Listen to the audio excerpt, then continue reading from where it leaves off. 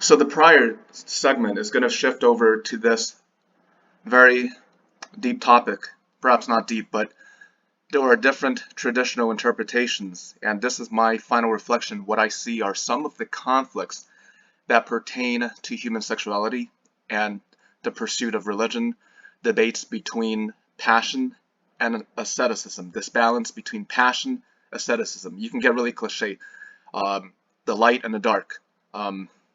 Basically, they form it's not really in conflict. So what I wanted to do is basically from more of a Shinto perspective, and also from the perspective of the Vedic tradition. I don't really need to, use particular terms. I mean, sometimes I do self-identify with the Hindu spirituality, but now with this informing my spiritual approach, this is my view about the question about different traditions. For example, take the tradition of priestly celibacy in the Roman Catholic Church, the Western Church, mind you. There are Eastern churches that don't follow a celibacy rule.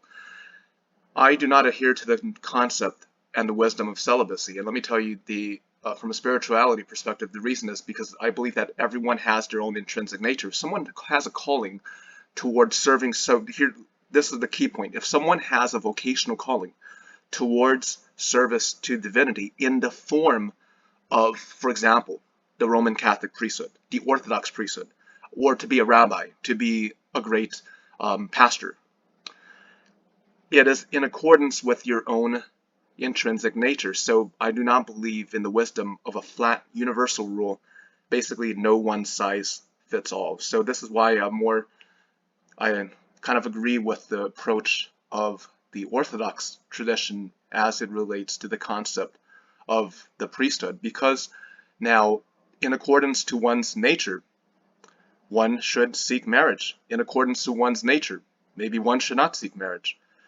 And now I want to get into another topic that I've discussed about. This is sometimes controversial in a Western circle, but the idea of human sexuality falling on a spectrum. For example, I self-identify as predominantly towards a heterosexual orientation, but other people may identify differently, and every individual falls upon a unique spectrum.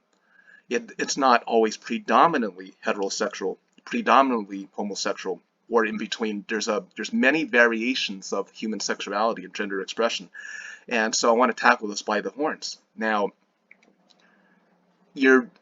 one's own intrinsic constitution. So I talk about basically heterosexuality and otherwise spectrum, but there's also different nature. For example, some folks might have no inclination towards that. They have no inclination one way or the other. What I want to say here in a religious perspective is that the spectrum, wherever you fall on, that is sacred and holy. That is divine. So whether someone self-identifies as predominantly gay, predominantly straight, that is entirely in accordance to your own inner divine constitution. So this is where I think the more open ecosystem of the Vedic tradition is going to be different, because it's based on your nature. If you've known for the longest time, this is your inclination, this is your nature, that is correct.